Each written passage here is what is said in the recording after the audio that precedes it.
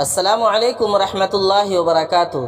मुहतरम नाज़रीन व सामीन, आप में से अक्सर लोगों ने हाफिज़ कुरान से मुताल्लिक़ ये हदीस पाक सुनी होगी कि जिस शख्स ने कुरान पढ़ा और उसकी तालीमात पर अमल किया तो उसके वालिदैन को क़यामत के रोज़ ऐसा ताज पहनाया जाएगा जिसकी चमक सूरज की उस रोशनी से भी ज़्यादा होगी जो तुम्हारे घरों में होती है। अगर वो तुम्हारे दरमियान होता, फिर जब उसके माँ बाप का ये दर्जा है तो ख़याल करो खुद उस शख्स का जिसने कुरान पर अमल किया क्या दर्जा होगा।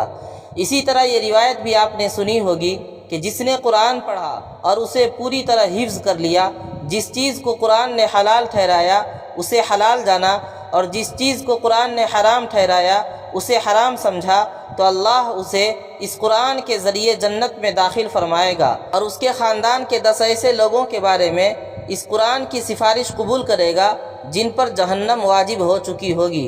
हिफ्ज़ कुरान की इस फजीलत को सुनकर हर मुसलमान ये चाहता है कि मेरा बेटा भी हाफिज़ कुरान बने।